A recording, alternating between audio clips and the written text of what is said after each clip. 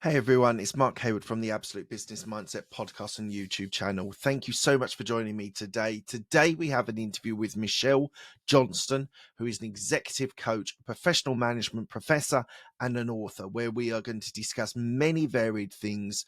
We're going to talk about her views on leadership and the high expectations that she has when it comes to culture in businesses. And we talk about how they are going to really impact students and people in business at the moment. We talk about the seismic shift of the business world over the last few decades when it comes to things like gender and culture. And she gives an example of the executive mentoring program, which is aimed at fresh, wide-eyed business students with business leaders in areas to be able to orientate them to be able to get the best business opportunities. This is a super interesting conversation where you will hear so many different variations of the world that we live in within business, and her being an executive coach and a professor as well. So hopefully you enjoy the content. If you do like the content, please do give it a like. Please do give it a subscribe. We're really great if you could subscribe. We're really trying to push the channel, and that's one way that you can really help is by subscribing to the channel. So if you're enjoying this content, please do those things, and we'll go over to the podcasting.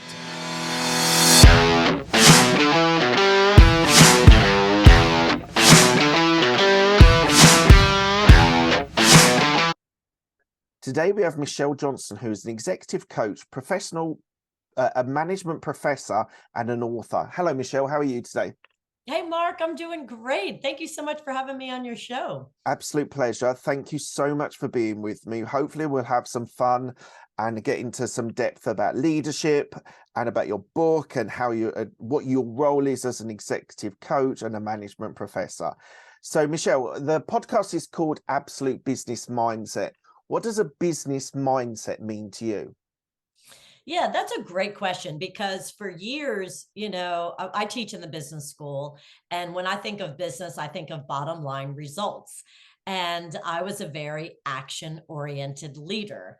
I wanted to get to the bottom line and I just wanted to get down to business. And what I've learned, and the reason why I wrote my book, The Seismic Shift in Leadership, is we're now in a whole new world of work and higher expectations when it comes to climate, culture, environment while you're working, however that looks.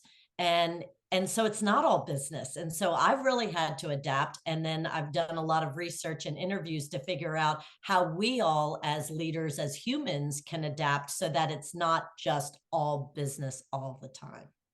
And you make an important point about culture. I think culture is changing within business. I spent 14 years in corporate before starting my own businesses, and I saw good and bad culture within companies. And I was at a company for 12 years and seeing the change in those 12 years from quite traditional male dominated partners and leaders into a lot more women becoming partners, a lot more culture being important and sort of nurturing individuals and understanding people are individuals across the board rather than just pockets of employees within departments or companies. What do you think that change has been over sort of this century for you that's been such a major shift? Is it millennials that have impacted that? Is it women as leaders becoming more? What do you think the biggest factors are? I think everything you just said, yes, contributed to the seismic shift that we're all experiencing. And I've got to give credit to the millennials, Mark. I remember in maybe 2004, 2005, I launched an executive mentor program. And so my job was to recruit executives to work with our business students. And then we developed a structure. And our goal back then was just to, so many of our students were majoring in business because their parents told them to, and they didn't really understand it or why. And so all we were trying to do back then is just pair up business people with these freshmen, wide-eyed, bushy-tailed students, just trying to orient them to the world of business and opportunities. And selfishly, in New Orleans, we wanted to keep these students because many of them were not from our area, and we wanted them to know that there were job opportunities in New Orleans. So anyhow, so we had two goals. So I would get together at the end of each year with these executives. Again, this was 2004, 2005, and they would say, "Oh my gosh, this new generation of workers is totally different. They actually want to have work family balance, Yeah. but it's called work." And there was so much pushback, and I was very amenable and agreeable. And how do you say, I could understand where my executives were coming from. I'm like, "You're right, work is work, play is play. You're not supposed to have fun. What do you mean they want to go to yoga? What are they thinking?" And so I got to give it to them. The millennials, I think, really started this and started making us or really think about their questions of work life balance. And clearly they saw their parents suffer. And even though my father had a great career with General Motors, we moved around every 2 years because back then corporate structure, corporate promotions were, if you were really good at your job, you're not supposed to manage those you were just working with peer to peer. You had to go to a new market. And so they moved us all over the country every 2 years. I was talking to my sweet dad last night, who's 77, Mark, and he still apologizes when he talks to me. "I am so sorry for moving you around so much." But the point was, back then, corporate America was the way it was. And you just said yes. And you said, "Yes, sir." And you said, "Whatever you say, I will do." And, he stayed with this one company his entire career. And those under that generation said, "I want something different." And there was a lot of resistance from the old school people like me, like, "No, no, no, no, no." Okay, so then you fast forward, then you have more women, like you said, in leadership positions, more diversity. And it all came to head during the pandemic. And it was wild. I just spoke to this fantastic woman yesterday, Jenny Blumenthal, who was a high level leader at PricewaterhouseCooper and decided during the middle of the pandemic with her, I think like a 9-year-old and a 10-year-old at home during lockdown. And she's running the entire hospitality business. And she couldn't do it all. And her husband was a surgeon. And she said, up until that point, we had it all. Like, I was like, "Yeah, I am doing this," right? She goes, "I even felt guilty," because she ended up quitting and writing a book about corporate rehab Right. and really trying to create a new world of work that's better for all of us. And so that's where we are. But that's an example of somebody who in the middle of the pandemic just broke and Yeah. said, "I can't do this anymore. What was, I've got to," and I think so many forces came together. And I was just on a radio show the other day, and this was a really old school radio guy who's like, "Michelle, I don't understand why culture is so important now. This is ridiculous. It's work." I mean, he was so old school. And I kept saying, I understand, but they're leaving. And if they're not leaving, they're not going to work for you. You're not going to hire and attract them. Yeah. And then if you do get them on board, they're disengaged, because that's why he brought me on the radio show, because 60% of at least Americans are disengaged at work. So what does that mean? Well, that means horrible things to your bottom line. A disengaged worker is not as productive, and you're not going to make as much money. So you have these old school people who are like, they're hanging on for dear life to this old mentality that work is work and you're not supposed to have a balanced life. And I said, "Well, what's the alternative? If we don't listen, what's the alternative?" That's my question to you, right? What's the Yeah. alternative? Well, yeah, we could go in lots of different directions. Millennials, I do want to touch again on work-life balance. I got told, so I actually worked for PricewaterhouseCoopers for 12 years. Oh my goodness. So in London. So yeah, I get it. I get it. I get the hours, the dedication, the travel. Yes. It was incessant. It was constant. I actually really enjoyed it. The culture actually, as I said, through those 12 years, really developed, and they were quite progressive and diversity. It was a really progressive company.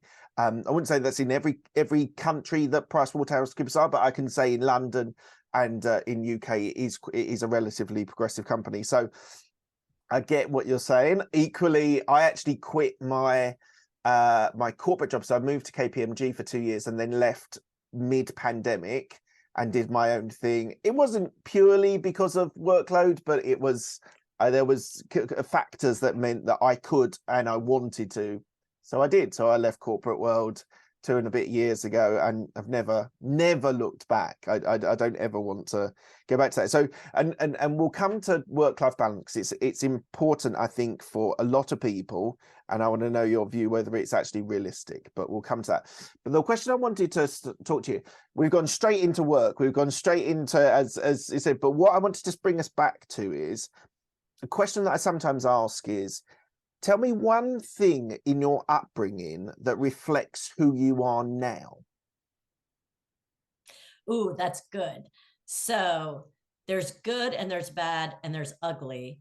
Okay. And when it comes to being either a military brat or a corporate brat, right? Moving around so much. And so I went to two different ninth grades, a different 10th grade, a different 11th and 12th grade, all in different cities, all in different schools. So that's a lot. Mm. And you're constantly you're thrown in as the new person, trying to figure out new culture, new norms, new behaviors, and trying to be accepted. And at that age, trying to be liked, trying to fit in. So while I became really good at adapting and fitting in and making friends, I did not have a true grasp of me and my story because I was just constantly trying to fit in and adapt to other people's stories. Right. So that affected me. So I just kind of went along through life. And I remember when I joined Loyola as a very young female, energetic, happy, positive faculty member at age 27, finishing my PhD. Rather than saying, this is me, these are my strengths, this is what I'm bringing to the table, I am who I am, I looked around and tried to adapt to those around me, which was super old school. Academia is super old school. And so I spent years trying to be somebody I wasn't and suppressing my natural qualities, thinking there's no way I can be myself and be successful. So that's also what my book is about, the seismic shift in leadership. Is I learned that I was never going to be truly effective if I didn't own my journey and figure out my story and who I was and was comfortable in my own skin. So my whole thesis about this seismic shift is right now it's all about connection. So Right. as I answered that first question, which you asked me, Mark, what does business mean to you? It was all results all the time. I really wasn't worried about connecting with people. I was like, what do I need to do to accomplish my goals? And when I realized it was all about connection, there was a big reckoning. And I personally, because I was an executive coach, watching many, many leaders make the same mistakes I had made, trying to be successful by portraying or being somebody that they weren't. And when you do that, you are not connecting. And Mm. that was my big eureka, why I felt like I had to write the book. The seismic shift in leadership is that perfection equals disconnection. You can't truly connect with others if you're uncomfortable in your own skin and you're trying to be somebody you're not. So my upbringing of having to adapt ended up resulting in my really spending a whole I guess delayed arrested development delayed development, to whereas I just continued trying to be somebody else until I had to look in the mirror and say, whoa, all these executives that I'm coaching, not all, but I saw many of them get pushed out of organizations because they lacked connection with their people. And ultimately, it was because they lacked connection with themselves. And that's when I had to look in the mirror and I said, it starts with you, Michelle Johnston. You better get a grasp of who you are, own it, and bring that to the table so that you can connect with others. I have to model the way. If you're, as any executive coach will tell you, right? I mean, none of us are perfect, but we better be pretty darn good at the stuff we're preaching, right? How did you do that? How did you get that element of authenticity in your voice? And what was the process to get Yeah, you? the book that changed my life as an executive coach was Brene Brown's book called The Gifts of Imperfection. And I remember reading The Gifts of Imperfection when she specifically talked about trying to adapt and fit in does not bring you a sense of belonging. And you're never going to truly be connected with yourself if all you're trying to do is adapt and fit into others. And what she discovered in her research is that we all want to belong. And Mark, and I apologize to your listeners for being this honest, but I burst into tears. I remember reading that, big crocodile tears, because I thought, oh my gosh, that's my problem. That was me. That was me. I didn't have a sense of myself because I was on this hamster wheel of Mm. trying to fit in with others. And that is when I said, okay. And she talked about owning your story, owning your journey. So immediately I started having my MBA students own their journeys the very first week of class. And so I made them the most vulnerable in a classroom with people they didn't know, Mm. and did it because I believed that it was a really powerful exercise. And as I'm watching all of my students own their story, own their journey, I'm watching their shoulders lift, their chins get higher, them becoming more confident in who they are because they went through this process, this exercise, they're saying it out loud. And I'm watching the class, and we would talk about it, how immediately they trusted these people. And I thought, okay, it's about darn time that I do Yeah. the same and look in the mirror and own my journey, Yeah. and really understand what my strengths are. And so I just didn't think that I could be an effective professor by being super positive and energetic at 8 a.m. And I said, you know what? It's about darn time. And so I bounced into the classroom in the morning. I said, let me just tell you all, I'm super excited to be here. I'm going to be your coach. I'm not looking for your faults. I'm looking to build you up. And yes, I am authentic, and this is me. I'm positive. I'm energetic, but these are my gifts that I'm going to bring to the table. I finally owned it rather than, being shy about me as a person. I think also if you're authentic with yourself and have self-reflection and being emotionally intelligent, you make connections deeper with people. Yes. That's what I've taken from what you've said, and from my own experience as well. You make, it's not always quicker, or it's not always as easy, but actually connecting with someone and sharing something with them, often you then are in that level where you have that deeper connection, and because I talk about in my businesses, I do real estate, I do a podcast business, and I talk about relationships being the most important thing in my business, in both businesses, because I'm in it for the long run. I want a 10, 15, 20 year, 30-year business and career. So I'm looking to make those deeper connections. Just being open to have those deeper connections, I think, is important as well. Yes, absolutely. And so, this, I think this plays into what we're talking about, this new world of work. Mm. What I and all of us, I hope, experienced during the lockdown, as hard as it was, I think we finally saw each other as full humans, Mm. the Mm. good, the bad, and the ugly, because we couldn't curate our lives. We couldn't just pop into the office, leave all of our personal baggage behind and say, okay, I'm now professional Michelle, and I will only show my people the best that I have. We saw, I remember facilitating these big team meetings, and my daughter at the time talked me into getting a pandemic puppy, which I think like the entire world got. Everyone did that, And yeah. I remember thinking, what have I done? Because I had this puppy barking at me and nipping at my ankles as I'm trying to be a professional and facilitate these meetings. And finally I admitted, on one of these calls, I said, y'all, I am so sorry. My daughter talked me into, and I lifted up my puppy, and they start clapping. They're like, way to go, Michelle. That's wonderful. I said, no, it's not. But they got to see this part of me that was real.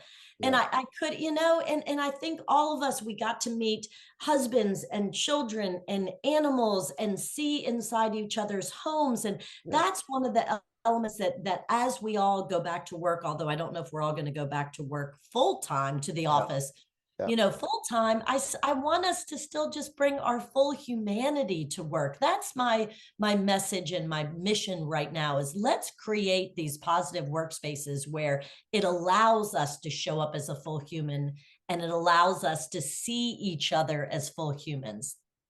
I think that's so important. I think that really is important. As you say, the kids, the dog, the husband, This is life. you had a window into people's actual lives rather than the 8, 10, 12 hours that you can just have this perfect face on And while you you're at work. trusted them more. Yeah, Yes, yeah. because we're all in this together. And that's another thing about owning your story. And whenever I work with teams, that's our exercise. We own our journeys. Yeah. And all of a sudden, you do build trust and psychological safety when you know where that person came from. Mm. We just trust. And that's what we all need. We need to trust. None of us are perfect. And again, perfection equals disconnection. So give it up. Um, I'm going to take the conversation slightly differently. Something I wrote when I was reading about you and watching some videos and things that I saw that you were on. And we've talked about the authenticity of people, but what do you think is more important for a leader now? We're in February, just the 1st of February 2023. Do you think empathy or decisiveness is more important for a leader? Both, because here's what if I had to pick based on what I'm learning from the leaders I'm working with, what it takes right now to drive results is connection. So connection is what's driving results. Now, as a leader, do you have to be decisive? Yes, but first and foremost, you have to listen. It is a true shift in leadership rather than directing, commanding, controlling, one-way transactional communication. That's just not effective anymore. So for you to be able to drive the results you need to really embed time to show empathy, care, compassion for the human, for the full person that you're leading. So Yeah. it is this shift much more towards servant leadership. Like, I am your leader. I'm going to articulate the vision, the strategic direction we're going in. I'm gonna share with you the type of culture and environment I want for our team, Mm. and I'm gonna hold you accountable. But most importantly, I'm here to develop you. So, right, I understand that. And we're going to loop back to millennials, because millennials that are now in their 20s and early 30s, I think you're right, have driven that change, or are partly to that a reason for that change. And you're probably working with quite a few through your university experience. Do you think millennials taking up leadership roles like partners, CEOs, do you think are they going to shift the leadership even further towards that authenticity, empathy, emotional intelligence, trying to understand their people? Do you still see more for the shift from a leader even further towards those types of things, with the millennials taking up these sort of partner CEO roles? Yeah, absolutely. And I want to qualify a couple of things. My work with leaders on authenticity is really much more about so that they can become comfortable in their own skin. I'm not advocating for a work environment where it's all tell all, like oversharing, and you as a leader, having to become everybody's therapist. No, no, no, no, no, no, no. I'm still all about business and bottom line results. And we can do it in a way where we're collaborative, nice to each other. We assume positive intent. We want to be able to laugh and add some levity. So the type of culture that I envision is much more about a culture that is kind, and that cares about you as a whole person, versus this, oh, we're just, I'm striving for this authenticity, and I want everybody to show up and just share everything about their personal lives. I just want to make sure that's not what I'm advocating. The work with authentic connection with yourself is more for you as a leader to look in the mirror, take lots of assessments, grow, understand who you are, what your strengths are, what your blind spots are, so that you are comfortable with the gifts you bring to the table, and the things you're not really good at, surround yourself with people who are better. So if you're big picture, make sure you have somebody on your team who's highly detailed, right? I mean, all of these things, that's what the work is. So what I'm seeing now, because in my book I talk about 3 levels of connection are necessary for leaders to be successful, and the 3 levels are the connection with yourself, which we're talking now about authenticity, getting comfortable in your own skin, owning your journey, and in order to truly connect with others. And then the highest level is that connection with the organization. So what I'm seeing more and more today, what leaders are struggling with, is that connection with your team in this hybrid work environment. How do Yeah. you really meaningfully connect when we're on, in virtual meetings every day? That's what leaders are struggling with the most. Yeah, I can see that, and I think what I was finding, partly working through COVID in a corporate environment, the graduate schemes that people were on were the people that were struggling the most with connection, because that whole water cooler cup of coffee conversation with someone more experienced about something that you're facing at that time was really hard to manage in hybrid working. And 20-year-olds living in shared living and not really having a space to be able to work in their room or in a shared space, I think they were struggling the most within COVID times. Was that your experience as well? Oh, absolutely. And I was out to dinner last night with a former educator. He just retired after 30 years of teaching high school math. And he said one of the most challenging things coming out of COVID, getting students back in the classroom, was their inability to concentrate and to focus. So they became almost more addicted to technology and their phones, and losing kind of the etiquette of what it means to be an engaged student. And so I spent a lot of time, I don't teach as much as I used to, but I spent a lot of time trying to, even on Zoom, saying, hey, you cannot be horizontal in bed. This Mm, is a mm, class. This is a business class. I need you to absolutely. treat this as an internship. And Mm, here's what I expect from you. I need you to sit up at a desk. I need you to have your camera on, and I need you to participate. And so there are these new norms. And I feel like some leaders, whether you're a professor or a leader of a team, they're not saying, for some reason, I need everybody to turn their camera on, yeah, yeah. because Super important. 92% of a message is nonverbal. So Mm, if you turn your camera off and nobody can see you or hear you, yeah, how effective are you communicating? Not very effective. We as humans assume the worst. So if somebody shows up in a team meeting, like one of my colleagues did the other day, and for 4 hours has a camera off and says nothing, what do we as humans assume? The worst. yeah, yeah. Um, what do you think about the idea of having a 4-day work week?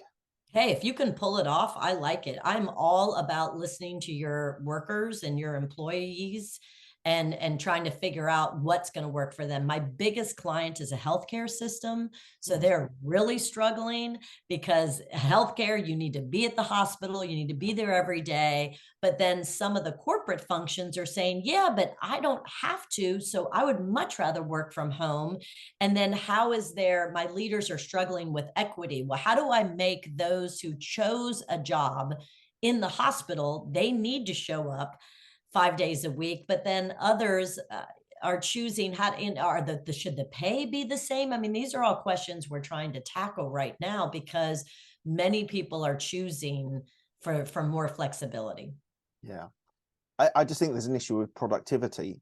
I don't think I get the argument that on a 5-day week, Friday afternoons might not be as productive as they can, but I just don't. I suppose it's more of a. So I'm 42. I've lived through the 21st century and seen work in the 21st century. And I don't think, and I know there was an argument that productivity was going to go down in COVID, and I don't think it has. I don't think it did do in hybrid working, but I just don't think that people will be as productive by cutting those hours, those 8 hours out of your day? Well, what all of the research and the stats I've seen is productivity has not dropped, but what has dropped is happiness, and what has increased is loneliness. So this Harvard study just came out, that the longest study tracked since 1938, tracking, I think it's just Americans. I don't think it's global. And I was just on a call with the author, Dr. Bob, of the study. Actually, no, it was global, because what he found was 300 million adults say that they're lonely and unhappy. Right. And so what we're finding, and that's global, because that radio show I was on, the host said, "Well, how many Americans do we have?" Holy smokes. I said, we've got 340 Americans. That's a big number of people who are saying that they're unhappy and lonely. And so how he quantified that, or defined that, was people are just feeling so disconnected from others, and one meaningful interaction a day can improve your well-being. Mhm. So even though workers are saying, "I want to work from home," we are seeing the same productivity, but well-being is going down. Right. And that's one of the driving factors of work in the last 10 years, has been getting the wellness and the well-being right for people. So that's interesting that that's actually reducing. And just following on from that, there's a question that I was going to touch on earlier about work-life balance. Someone told me quite early on in my career, I was a little bit into my career because I had kids, I had young kids at the time, um, that work-life balance is only an aspiration. And it's only an aspiration because if you're working fully on your job and your role, your career, you will neglect your family. And that's just the way that, especially in corporate culture, but I suppose entrepreneurship is different, but there's similarities. But in a corporate career, you'll neglect your family if you're full on for a promotion for that next position. Where if you flip it, and you get a better work-life balance and spend time with family, you're then going to neglect your work, and therefore you might not be able to achieve that promotion, that pay rise, whatever the next step for you is. So do you think, after teaching and executive coaching leaders, do you think work-life balance is something that's realistic, or is it just an aspiration that we should all sort of strive towards and agree we're never going to get? Yeah, and I think this is what's really powerful about your podcast, is having this discussion of what that looks like, and managing expectations. Do I think it's possible to have work-life balance? It depends what that means to each individual, and at their life stage. So my daughter just went to college. So I can literally work 7 days a week. She's not here. Mm. She's not in the bed. I don't have to feed her breakfast and pick her up at school, right? So I'm in a different stage of life. Now, working 7 days a week is not good for me. And I've got to figure out ways to disconnect and recharge, to model the way for others. But somebody, like I shared with you, the Jenny Blumenthal, who said she had a big awakening during the pandemic, trying to manage everything, and realized she couldn't. So Yeah. she decided to create a life. That's what I call it. It's a life that works best for her. So she exited corporate America, and she now is her own consultant, and adapting her schedule around the kids when they're at school. But then the afternoons she picks them up and she goes and takes them to their activities. She cooks dinner, or somebody cooks dinner, they have dinner together, and then she works a little bit after that. So why not figure out, at where you are in your life stage, with, if you have children, how young they are, well, what sort of life works best for you? That's what it's about. Yeah. Life stages and figuring it out on your own. So do I have balance now? Do I have a life that I love and that I find meaning, and I don't even see it as work? Yes. Yes, I feel so blessed. And it sounds like you too, Mark, is you got to figure out what works best for you. And that's what we heard people all around the world were doing during the pandemic. Some of them were figuring out, I don't like the company that I work for. I don't like the boss that I work for. It makes me miserable. I'm out. Yeah. Right. And then it gave them an opportunity to figure out what does work best. Yeah, I think it is, there has been a readjustment, and it'll be interesting in the next 10 years whether we'll find that companies are going to demand people to go back to the office 5 days a week, whether there'll be certain companies that will keep the hybrid model, and whether they will be more successful. I know a lot of banks in London are sort of putting pressure on their employees to be back in the office 5 days a week.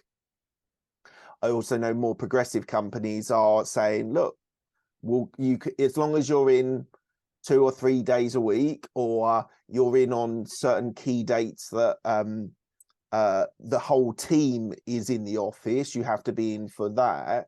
I think it's going to be a really interesting, the legacy of the pandemic is going to be an interesting view on what's going to happen to business, to corporate America, corporate globally, corporate, and equally to entrepreneurs, how that's going to impact them as well. Entrepreneurs, I agree, Mark, are in a situation where I think they can make their own schedules. I hope that's what I'm thinking. And my prediction, I predict two things. Number one, I predict hybrid is here to stay. Okay. And number two, it's not even that I predict, I'm strongly advocating for leaders to then say, okay, I hear you, I'm listening. This, as long as the productivity is there, I'm good with you staying home on Mondays and Fridays, or not coming in the office at all, but I need you in there once a month. I need, or once a week. We need to be together as a team. Let's have lunch. Let's go around, celebrate kind of wins, what's working. Let's collaborate. But I strongly encourage leaders to say, I hear you. I want to make this work for you, and we're going to need face-to-face time. Yeah, I 100% agree. To be effective, there does need to be an element of face-to-face time. Just on the fact that it's interesting, someone said to me a little while ago that the problem with, like, Zoom's brilliant, and I love Zoom. I used it before the pandemic, and then obviously through pandemic and all the other alternatives. But the one thing that you can't see is the rest of their body. And they could be someone sitting there as calm as you like, top half, and their leg is going like rafters, like just going and going and going.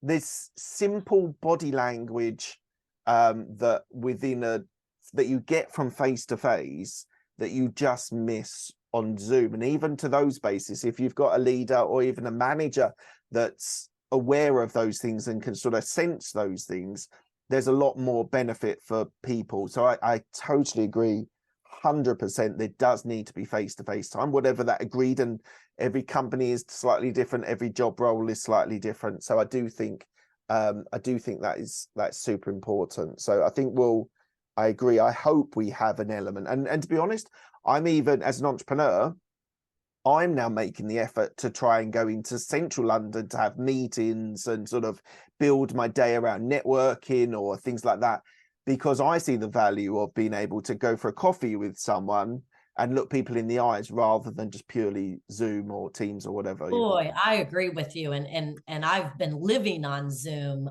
throughout the entire pandemic. I had not used it before the pandemic. Now, all of a sudden, I'm teaching and I'm doing my executive coaching. Just in the past couple of months, I started meeting clients in person, and I had forgotten how much more powerful it can be. You do kind of forget. And I did have leaders tell me, some of the executives I was coaching through the pandemic, they would say, Michelle, my people are telling me that they're happy, but I'm watching them on Zoom and I can tell that they're almost like melting into their chairs, holding on for dear life, going, no, no, no, don't make me come in. Don't make me come in. I'm really happy. But they're like, Michelle, they're not, I swear, but they don't see it. They can't. I think it's just this transition we're in. And again, I'm not saying you've got to come into the office. That's for every, individual boss to figure out. But we do need, and it's going to come at an expense. And I recognize that. I was on a client call yesterday, and he heads up a big division. And for the very first time since the pandemic, they are meeting Where are they meeting? In Santa Cruz, California.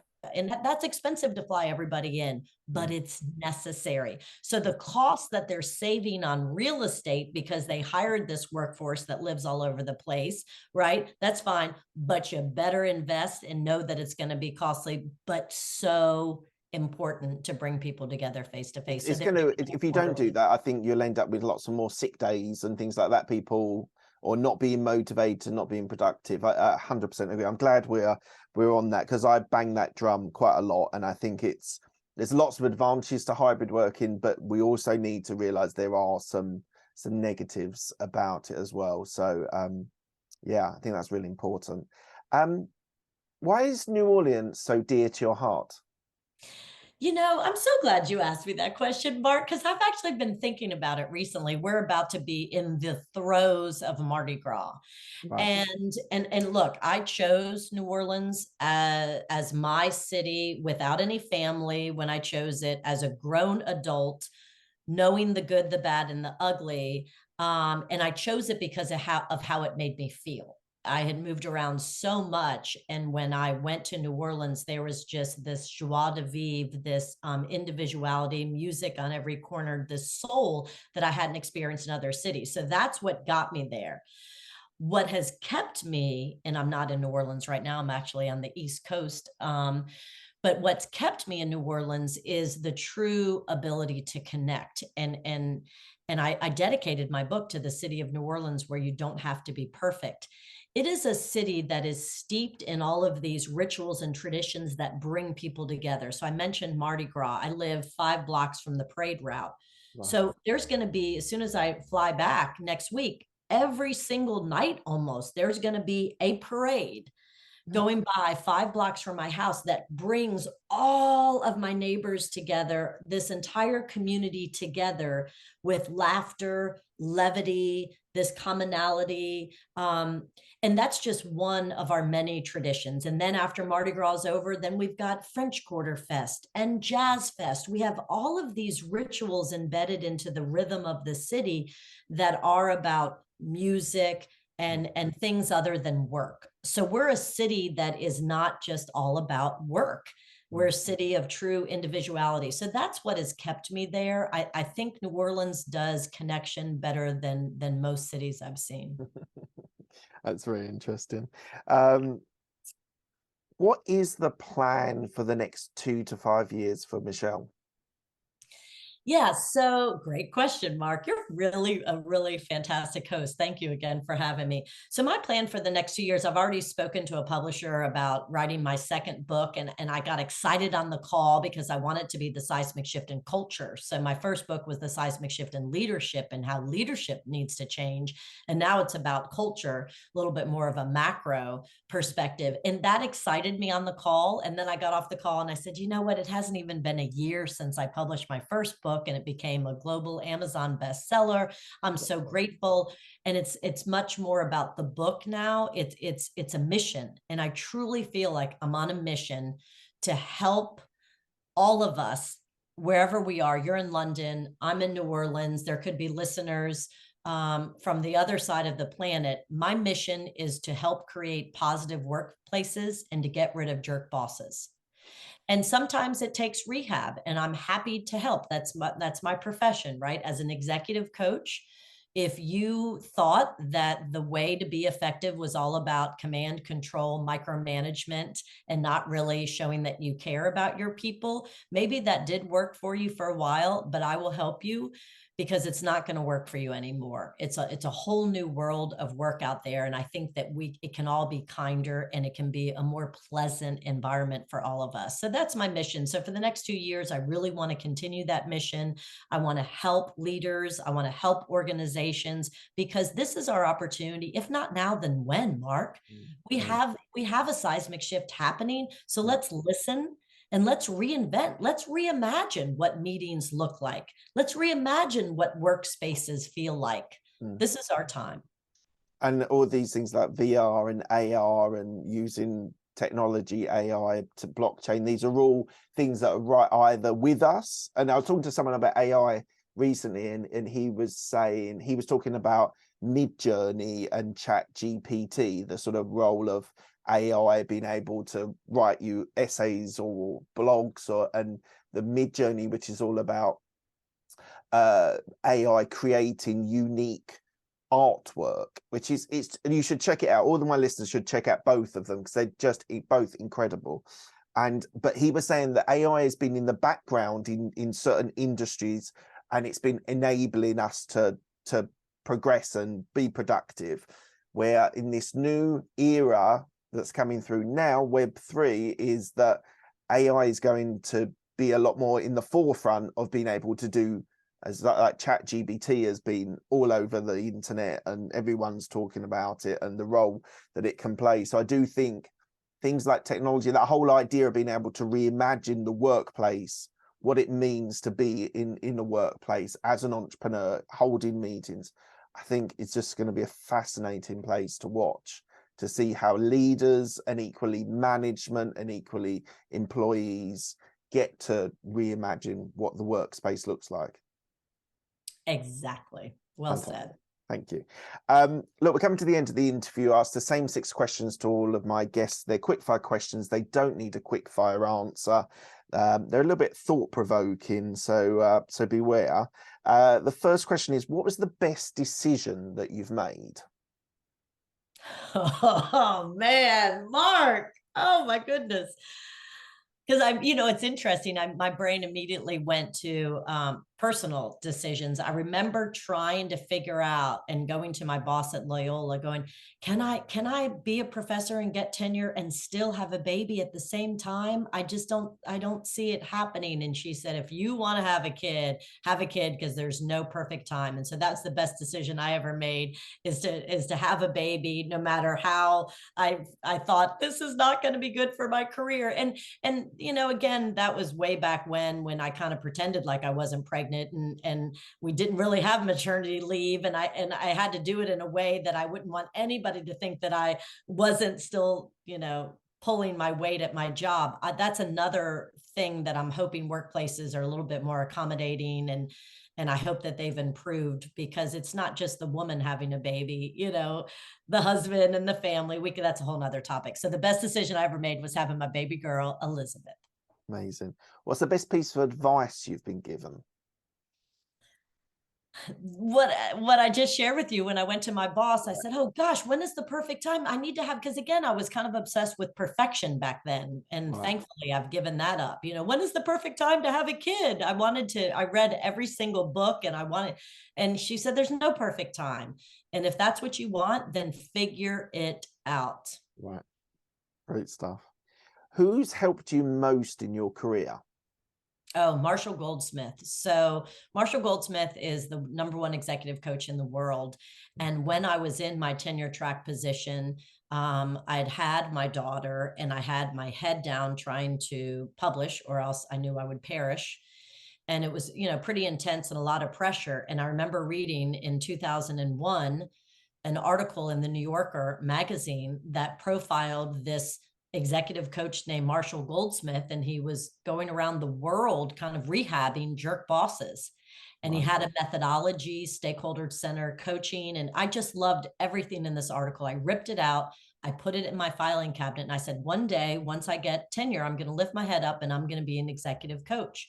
And so I did, and I pulled the article out. I followed his methodology, and it wasn't until years later, when he turned 70, I was in one of his audiences. And he had just written the book Triggers, and I was with a bunch of my leaders that I coached, and we were there to see him talk. And he said, I've turned 70 and now I want to give back. So if anybody wants to be mentored by me, send me an email. So I did. He is my official mentor. I'm in his group called 100 Coaches, of the world's top coaches. And it's the best thing that's ever happened to me professionally. Oh, amazing. What a story. You met your hero and it was a good experience. That doesn't happen for everyone, unfortunately. Fantastic. Thank you for that. Tell me about a regret that you've got. A regret is me trying in the beginning to be somebody I wasn't. And my a regret is not believing that I really could be me and succeed. So it took me a little bit longer than I wished it had to understand I really could be me and be successful. Okay, fair enough. This next question, you're not allowed to say your daughter, okay? What are you most proud of? I'm not allowed to say my You're not allowed to say your daughter, because I know you're going to say that. So yeah, besides my one and only baby girl Elizabeth, who is at college, no longer a baby, is the book, because that was like giving birth to a baby. And it was scary as heck, because all of a sudden I had lived pretty much my whole life, I felt, under the radar. And all of a sudden I could no longer be under the radar, and I was out in the world with this book. And it's been, and it was scary, but also the best thing, that what I'm most proud of. Hey everyone, I'm sorry we're going to have to stop the podcast interview there. Unfortunately, Michelle had some internet connection issues and we weren't able to finish that interview. They were the quickfire questions. They were definitely coming to the end of the conversation. So I'm not going to go any further detail in there, but just to say thank you very much for listening to the podcast and on YouTube. I really, really appreciate it. Appreciate your time. Sorry we got off cut so short in such a weird way. But as I say, she had some internet issues. So look, thank you very much. And hopefully I will see you and you will hear from me soon in the next podcast.